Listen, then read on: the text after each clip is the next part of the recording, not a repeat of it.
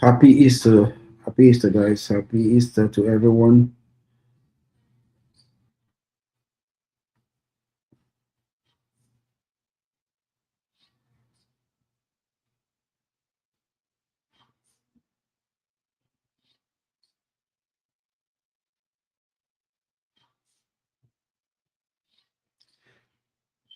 Hope you guys are having a wonderful day.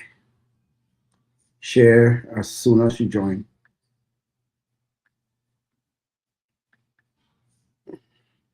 What we shall be doing here is going through my weekly post in order to have a conversation on different football events over the week.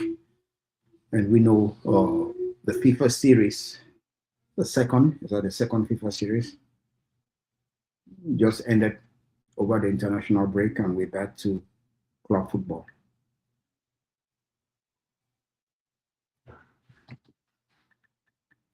So as soon as you join, please share. This will be a weekly event where we go through, you know, football events that have happened throughout the week. Hope you guys are having a wonderful Easter. I will wait for people to join.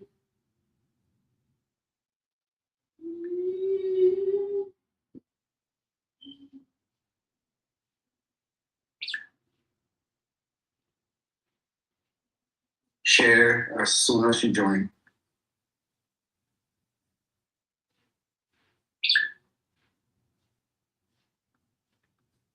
Share as soon as you join. So we'll be talking international football. We shall be talking club football, the FA Cup, La Liga, Bundesliga, more specifically, Kofane, La Liga, Etai Young yet again, starting from the bench. He did not actually take part in the last game where they lost by 0 goals to 2. We should talk about the FA Cup.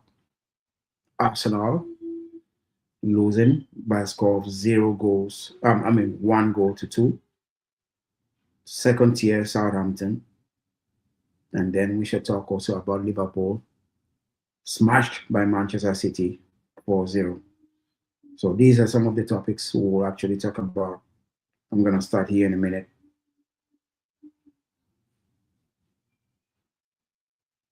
And this will be a weekly event, in order to keep you guys informed, because some of the posts are made on Facebook. Some of them are self-explanatory, but sometimes we need to dive deep into the bone in order to give you guys a full perspective. So that's what I will be doing on a weekly basis. And for those who actually don't follow me actually on Instagram, True Lion on Instagram. I have 2 accounts on Instagram, but so it's True Lion and then True Lion One. If you can follow me on both accounts, that will be very nice.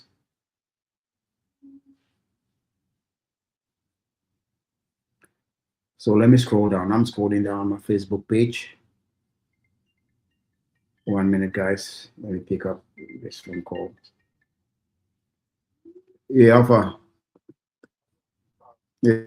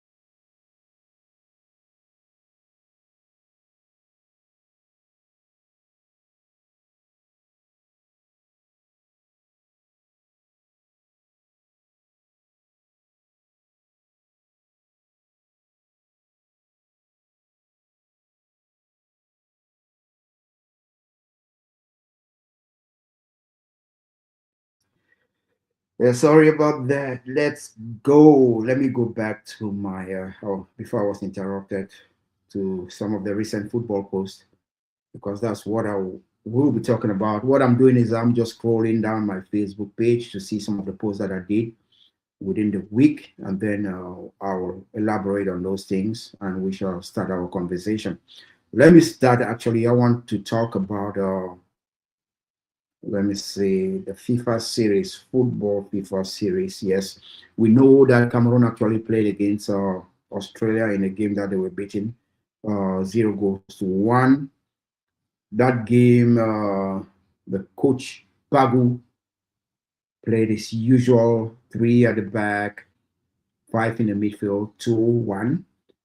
In a game where I think Kofane was isolated, there were not many chances created for him. He had zero shot on target in that game, and Cameroon finally lost. That's a game that I actually criticized the approach of the coach. And when I say these things, some people actually take it too personal, in my opinion, or take it too far. I'm not saying that the coach should be sacked, right? What I'm saying is that his approach on that game was not convincing based on what I already know from the team, you know, during the African Cup of Nations. A team that found it difficult to move the ball around, especially from defense into midfield and into attack. Given the profile of the players that we have in that team, that we have in that midfield, I think we don't have too many options. They are almost like identical type of players. We don't have a holding midfielder that can hold the ball, draw pressure, and beat the press. So that's the perspective I'm coming from. The back line, also defenders. We don't have defenders that are comfortable on the ball, that can draw the press and pass the ball around. Now, if you see what Australia was doing against Cameroon, they were pressing Cameroon, and Cameroon was either going long or losing the ball to Australia. Cameroon defended a lot in that game, especially in the first half. And then we saw Australia score a goal where many, when I went through various analysis, I saw a lot of people were blaming Kotor, the defender, for that ball. However, there was a lack of press on the ball carrier who gave the pass, the assist, and then the goal was actually scored by Australia. So, in such an event, in such a game, in such a situation, I'm sorry, I cannot blame the defender because first, there was a lack of pressure on the ball carrier that led to the pass, the assist for the Australian guy to actually score. So that was a game I spoke about, and I blamed the approach of Pago. But as we actually saw, Pago went ahead to win the second game against China.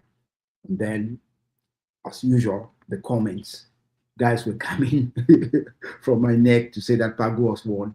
Yet I was criticizing him. Of course, I said I also had a post that I actually, the title of that post was that Cameroon gets clean sheet in a 2-0 win against China.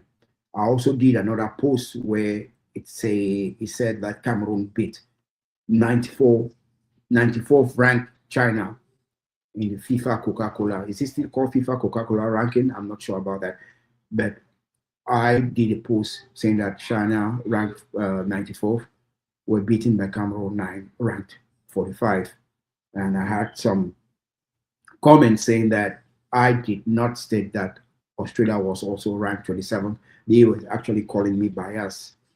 You know, this is what I said about the post. I said 45th ranked Cameroon defeated 93rd ranked China 2-0 in their FIFA in their final game of the FIFA series. You know, with the Tai Young and Saidu scoring on both occasions. Now, the first goal, when you look at the first goal, it was a great pass from Nagida at left back.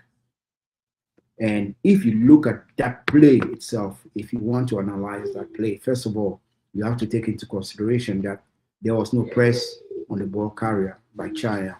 China was playing in a low block. And when you do play in a low block, you have to make sure that your spaces are tight. Secondly, you have to make sure that you put some pressure on the ball carrier. China did not do any of that. And Nagida actually took advantage of that. And he's a player that is so talented at age 20 that can make such passes. In the past, when he was actually called to play his first game, because he did not start the first game in the African Cup of Nations, but then there was an injury to what's his name, Yongwa. Is it Yongwa? There was an injury to Yongwa. Then he actually came in, and this is a player that I think should be starting for Cameroon. I stated that his decision making sometimes is poor, but his ability on the ball is actually very good. And let me emphasize, when I say his decision making is poor, sometimes he carries the ball, runs a lot, and leaves open space. Very good teams can attack those spaces. However, his assist to retire young was as a result of two Cameroonian players, first of all, making that run, creating that opportunity for him to deliver the pass. And the finish by Tai Young was actually very good. Then we also saw a second goal by Cameroon by Alium that was actually good. The strike of the ball was actually very good. Apart from that, Cameroon should have scored maybe more, but there was also poor finishing for a guy that I think he is lack of confidence because he is not playing that many games with his team, as we witnessed even yesterday. His team was actually being beaten. I'm talking about Tai Young. Levante was beaten, and he did not play a minute in that game. So he's actually low in confidence. So some of the misses that he had in that game explains itself. A striker that's low on confidence, will miss such goals. So on the other hand, Cameroon created a lot more opportunities and could have won easily 4 or 5-0. So that's what I was talking about. Another player that impressed me was Alium.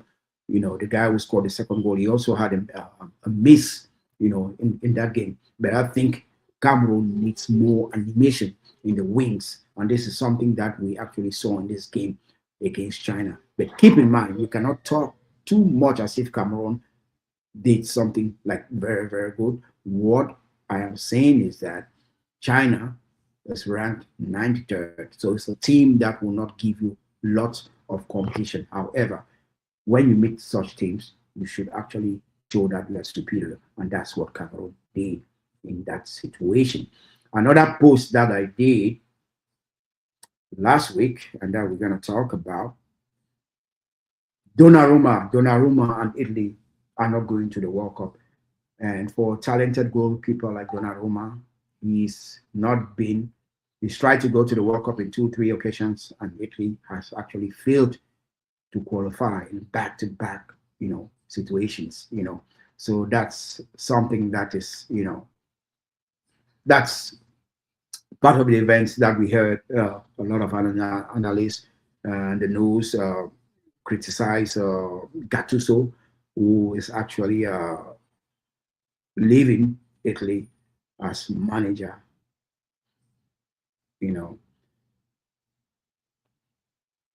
So another comment that I actually made, another post that I made is in regards to local players. We had a follower that pointed out that 2 local players featured in the Cameroon team in the friendly against China and called it a major success. Honestly, he was right. In a league where local players often do not get enough exposure or quality game, that kind of recognition matters. It matters even more when you look at the football model across much of Africa. Even in countries seen as successful like Senegal, local leagues often cannot keep the best talents produced by top academies. So the system ends up feeding European football from the lower divisions to the top leagues. That is the deeper issue. It is not just about one match or 2 players.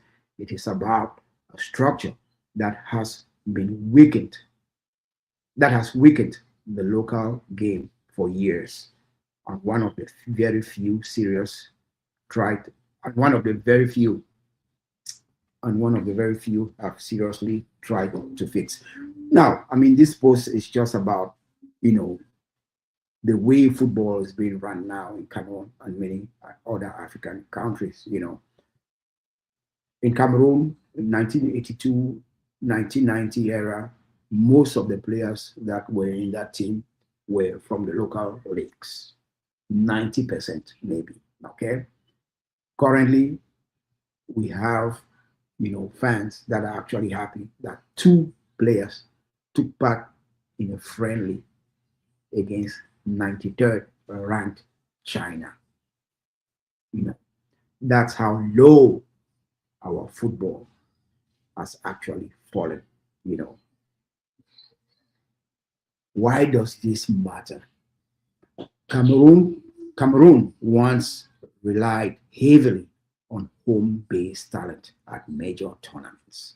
Today, that reality has changed. The shift reflects a weaker local pathway, changing football demographics, and a system that pushes talent outward before the domestic game can fully benefit. And as I said, that's not only a Cameroonian problem. That's a problem that goes deeper or beyond Cameroon. Another post I posted of, two of my best holding midfielders. Of course, there are many more for Africa or in Arsenal. I posted a picture of Alexander Song and Partey, as you can see, you know, and some of the comments here. Most of the guys said Alexander Song, but I want to focus on Mondo Kumba, who actually replied. He says Thomas is the same level as Rodri, Pedri, Vitinha, while Alex was more like Caicedo and Gattuso. I think Thomas is the most smartest ball playing midfielder in Africa after Yaya Toure. A comment of his which I do not agree, because Gattuso did not give the type of assist that Alexander Song gave to Robert Van Persie.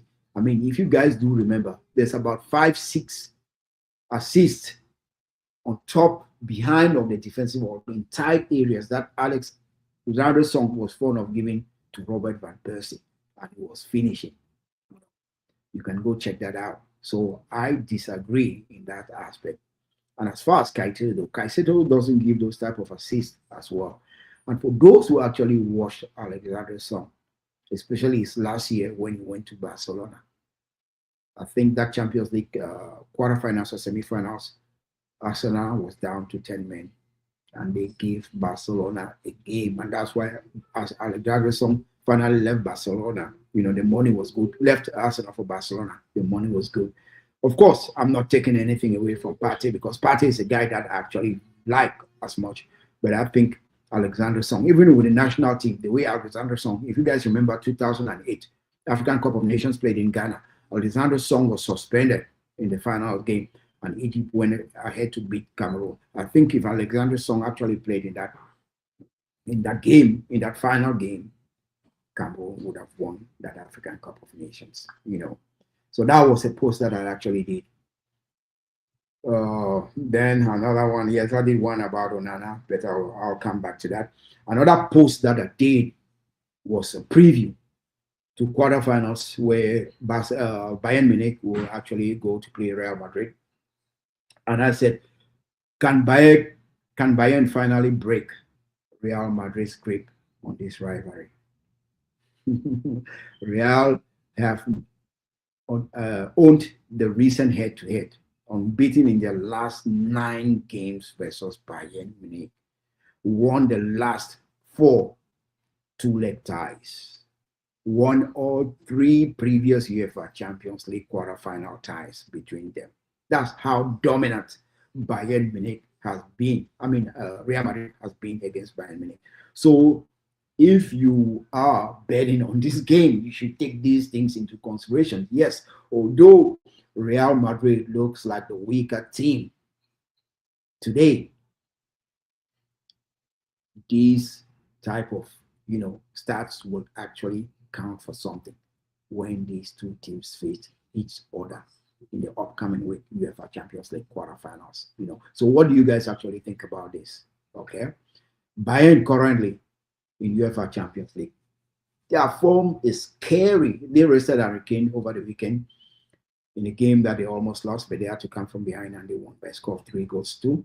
But they have 9 wins out of 10, 32 goals scored. That's impressive. I mean, we know Real Madrid is just coming from beating Manchester City in a game that they dominated. They had to change their formation, the way they actually approach the game. So now they're playing a 4-4-2. So it's going to be interesting to see how that works, against Bayern Munich. So my question for you guys is: can Bayern finally break Real Madrid's grip on this rivalry? You guys can comment and let me know what you actually think about this. And if you're just joining, please share, and also please follow me on Instagram, True Lion. I got 2 accounts over there, True Lion and then True Lion 1 on Instagram. The second Champions League, preview game that I actually previewed is Sporting against Arsenal. Arsenal, as some of you guys already know, were upset in the FA Cup by Sunderland, 2-1. And I have a lot of Arsenal fans, going bananas on that, blaming Arteta for his approach, resting players. Of course, when you have these many games going on towards the end of the season, you have to make a decision. You have to make a choice. So in my preview of this game, both teams have actually played 10 games in the Champions League. Sporting Lisbon is actually very good at home, and they have won 6, drawn 1 and lost 3. Arsenal has won 9, 1 draw, 0 losses so far. Goals scored for Arsenal 26, as opposed to 22 for Sporting. Goals conceded for Sporting 14. Arsenal has conceded the least goals, 5 goals only. Clean sheet 6 for Arsenal, 2 for Sporting. So this is a game where Sporting actually is unbeaten at home, okay? While Arsenal is unbeaten in the whole competition. Head to head, Arsenal is unbeaten against Sporting. 2 wins, 3 draws, okay? So what do you guys think of this quarterfinals game? Please comment. Do you think Arsenal is still going to go unbeaten, given their recent upset against Southampton? I previewed also Paris Saint-Germain versus Liverpool. Yeah, this game actually for me is going to be a toss-up. I mean, back and forth, but I lean on Paris Saint-Germain, okay? The away game, the first leg is taking place in Paris, okay? And both teams, Liverpool is coming. Oh my goodness, Manchester City actually smashed Liverpool. And Liverpool actually need to do better. But if you look at the head-to-head as far as Champions League goes this season, Kvacha of PSG is leading 7 goals, Vitinha 6 goals, Desiree Doué 4 goals. Where is Dembele? I think Dembele has about 2 goals. We know the Ballon d'Or holder was the one leading goal scoring charts last season. So we see this PSG team, they're a free scoring team. Liverpool, Dominic Szoboszlai leading with 5, Mo Salah 3, and Alexis McAllister has 3 goals. So for me, I mean, this game that takes place in Paris starts in Paris. I think Paris Saint-Germain will actually win the away game. I mean, midfield is actually key. Midfield is key, and they have a free scoring team. Atletico Madrid versus Barcelona. There was a preview of this game played yesterday, in La Liga, where Barcelona actually beat, Atletico Madrid by a score of 2-1. That was a game marked by some controversy. Gerard Martin, his red card was actually rescinded. Gerard Martin's red card was actually rescinded. One moment, guys.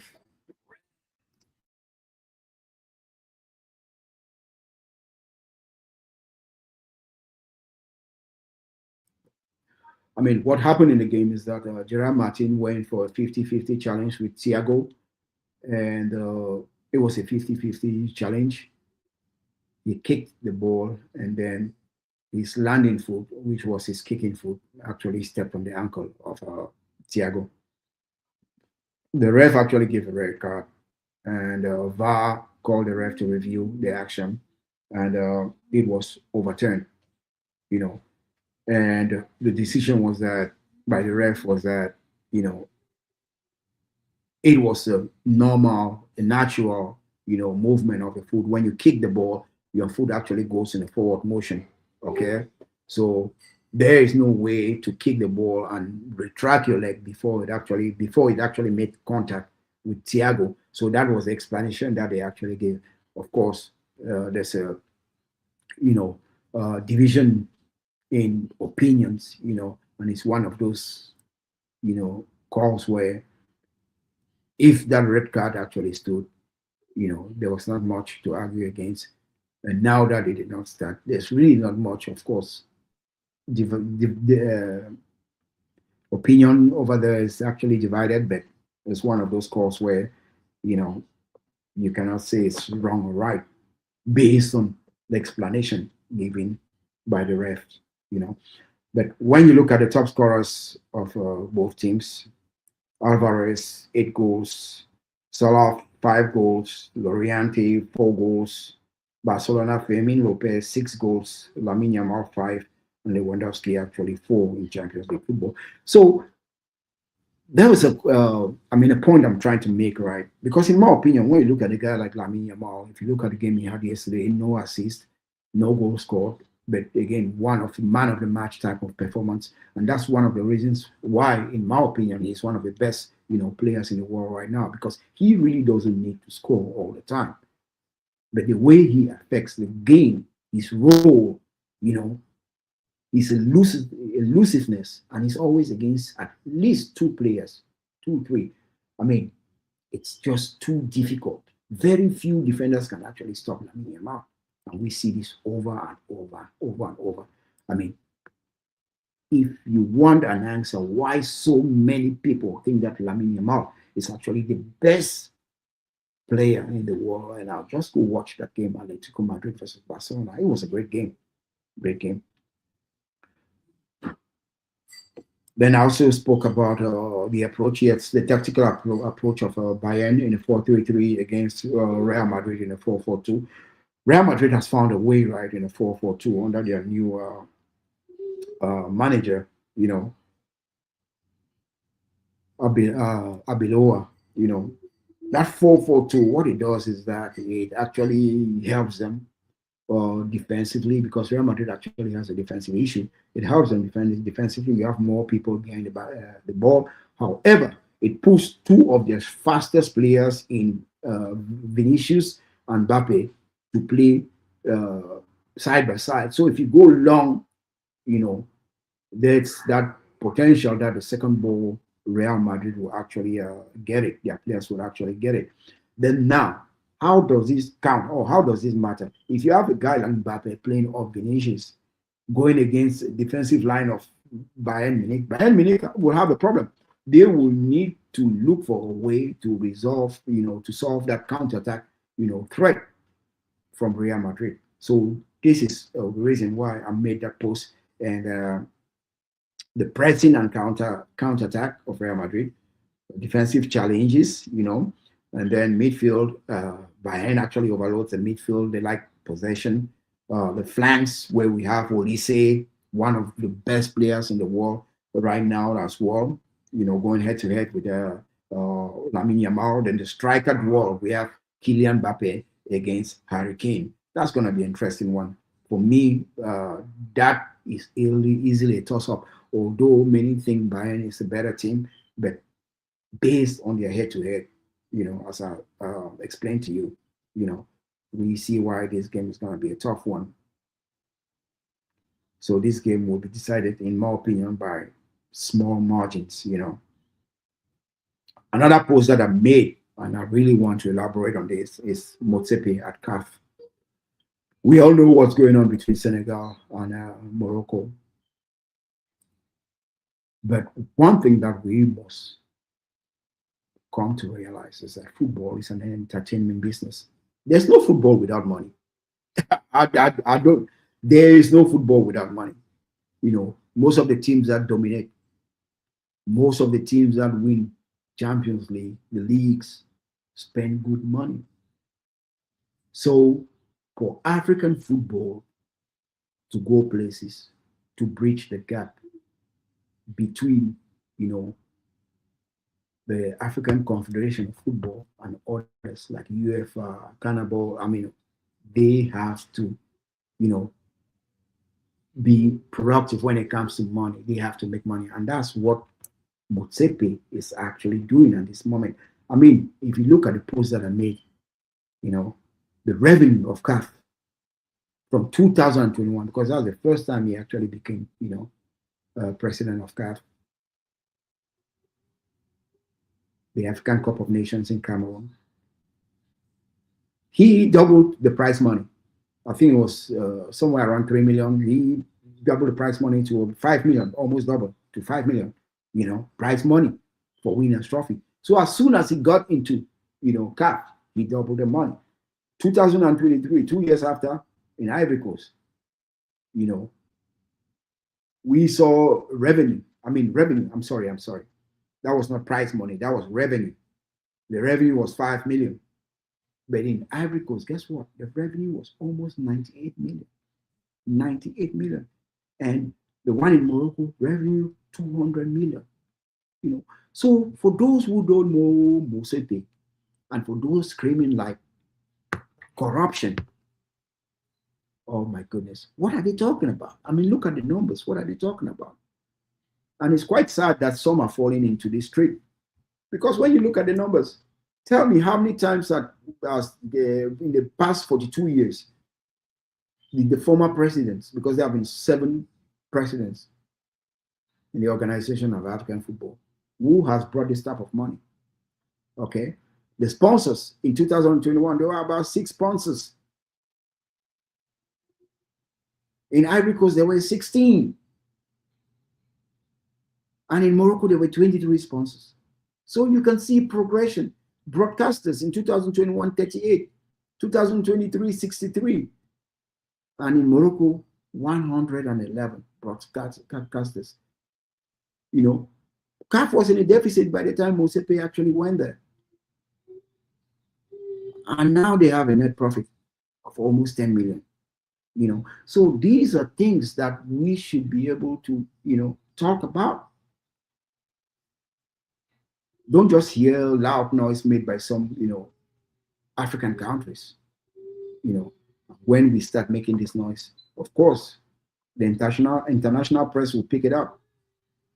But if we're talking facts, I'm sorry, you have to look at what Motsepe has actually done. Another post that I did is Manchester City beating Liverpool by a score of 4-0. Haaland scoring, did he score a hat-trick? Semenyo also scoring. And then we had only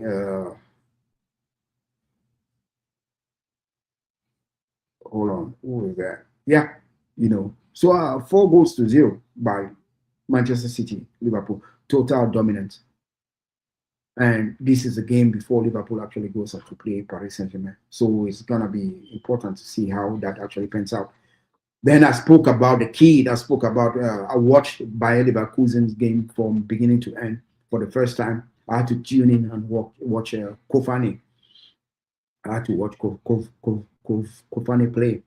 And this is a game where, Kofane did not score. He did not do much as far as shots on a target. However, it's important when we watch young players, because he's only 19, right? Kofane is only 19. So when you watch such players, and we do understand that African players are behind when it comes to development. So maybe a 19-year-old will be like a 16-year-old development, So he needs, at this age, what Kofane needs is lots of playtime. In my opinion, if a team like Arsenal, because there's rumors out there, if a team like Arsenal actually has interest, if they buy him, he should stay, at Leverkusen. and continue his progression, because what he needs is a lot of play time.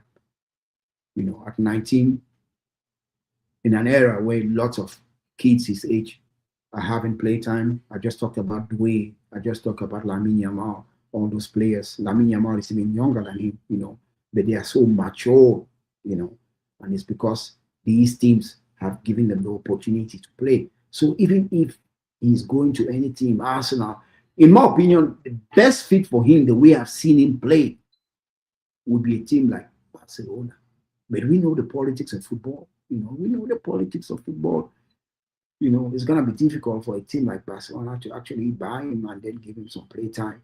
You have to maybe grow in their system for them to be able to give you that play time. But if you watch the way Kofane plays, he's intelligent. The runs he makes, he's very, very intelligent. And his finishing is even better, So although his team actually went ahead and won 6-3 in this game, he did not actually score. But I think his overall game was actually very good. So that's why I wanted to emphasize, on a player like Kofane. Then I spoke about another La Liga game. Real Madrid was beaten by Mallorca, by Real Madrid. Mallorca in a score 2-1. Real Madrid, of course, they were beaten going into that game, against Bayern Munich. So there will be a quick turnaround for them. They have to do something about that. And let me just talk a little bit about Etai Young, although I did not make a post about Etai Young. Etai Young is finding it very difficult to get playtime in Levante. After the African Cup of Nations, there was rumors that he was supposed to go to Russia, a move he turned down. Why is this important? Russia doesn't have a pathway of international players or players his age actually going there and maybe leaving for better things. Most of the players that have gone to Russia, even when there was money in Russia, even when there was no ban in Russian football, most of the players who that went there were not really at their peak. They were past their prime, So for a player like him, 21, 22 years old, to go to Russia, it's as if you're already saying that, okay, I'm done, I'm giving up, So although he's having some tough time now, not even seeing play time with his team, I think it was a good decision for him not to actually go to Russia. I also highlighted Rashford. Rashford actually started and scored, against Atletico Madrid. I made a post about that. And then I made a post about Andre Onana, which I might use maybe to conclude this session. I talked about the controversy of Martin's his attack on Thiago, the Barcelona player. Yeah, we already spoke about that. The red card was actually overturned, rightfully overturned, in my opinion. And that's the explanation the refs actually gave also. Andre Onana's decision, yes, I think we shall conclude with that. Andre Onana's decision to go to, yeah. So let me talk about Andre Onana for a little bit. And I talk about events in his career where he actually left Barca, big prospect at Barca, but Barca did not want him in their squad, so he had to go to Ajax Amsterdam. Unfortunately for him, Van der Sar was the man at Ajax Amsterdam who actually had confidence, So he was signed onto Ajax Amsterdam, and I guess his progression went really, really fast because we saw what he did at Ajax Amsterdam. Then that suspension where he was taking banned substances and he was suspended. I think that suspended was reduced. He finished that suspension and left Ajax for Inter Milan, where he was not guaranteed a starting point. He was not guaranteed a starting position. However, the club games he played, Champions League games he played, the rest is history. We know how successful he was at Inter Milan, playing at a very, very high level and losing in the finals to Manchester City.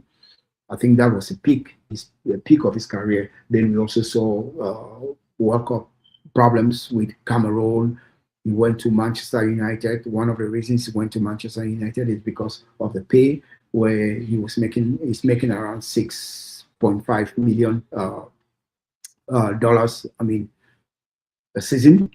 One of the highest paid goalkeepers for that matter. Now, ups and downs, ups and downs. So you see, Onana, he has a strong mindset. He's been there. He knows what it takes to actually get back to the top. So my focus, my context was about how important, no matter how talented a player is, how important decision making is. And the decision making I'm talking about is decision making when the going gets tough. What decision you make as to what club you want to go to, because you have to make that decision. You have to make sure that that environment suits you, and then you can rekindle your career. And that's the decision I'm making. And at the start, a lot of people were criticizing him, you know, that maybe he should have stayed on the bench to challenge for his position, but he's actually took a firm step going out. And this is a team that had, you know, ambition of fighting maybe for UEFA position in Turkey, Champions League, or maybe why not winning the title. Yesterday was one of the highlighted games in the Spanish Super League. I'm sorry, in the Turkish Super League, where Trabzonspor actually played Galatasaray. And Onana had a great game where he made two crucial stops. He was scored upon once, but his team actually scored twice. So they beat the former Ederson, goalkeeper of Manchester United, who actually plays now for Galatasaray, by a score of 2-1. And they now place second in the Turkish league. Why is that important? It's important because football, you know, it's a mental game. You have to be mentally tough. And I was having a conversation and someone asked me, do you believe that Onana can go back to Manchester United and be successful? Of course. We know that Manchester United is now playing better. However, for Onana to be successful at Manchester United, he will need the support and the confidence of the coach and the fans. Of course, the confidence of the fans can only come after good performances.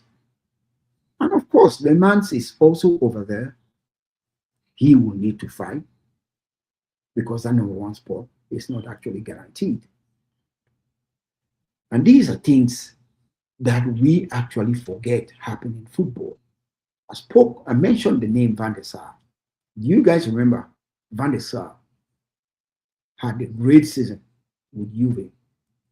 However, the next season we started seeing him being put on the bench for a long time.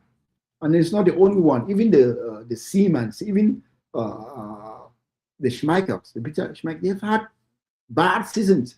Even the best have bad seasons. But we forget so quick. Even De Gea coming to Manchester United had bad seasons. But a goalkeeper has to keep up. They have to continue to be mentally tough. Van der Sar had to leave Juve for where? For Fulham, before going down, bouncing back to go to Manchester United and playing that UEFA Champions League finals and winning trophies at Manchester United. But we forget so quickly because of positions that we actually take for one reason or the other. So at age 30, with maturity, with experience, I think Onana will be one of the hottest or the most sought goalkeepers this summer.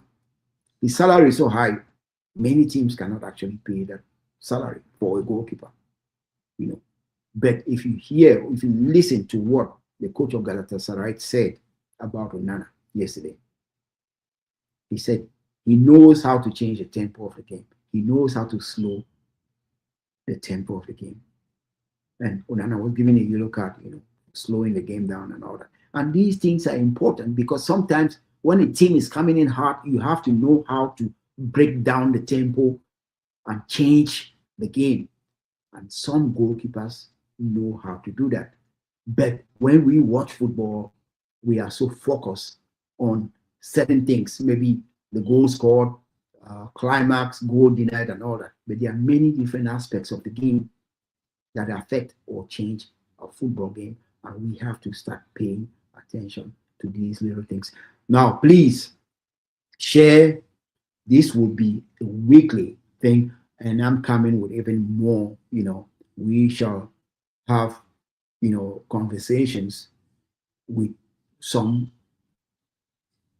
professional footballers who now are part of our communities, and we shall actually hear like some of their stories. We shall have families involved, because when we talk about grassroots football here in America and beyond, it's all about us, our kids, the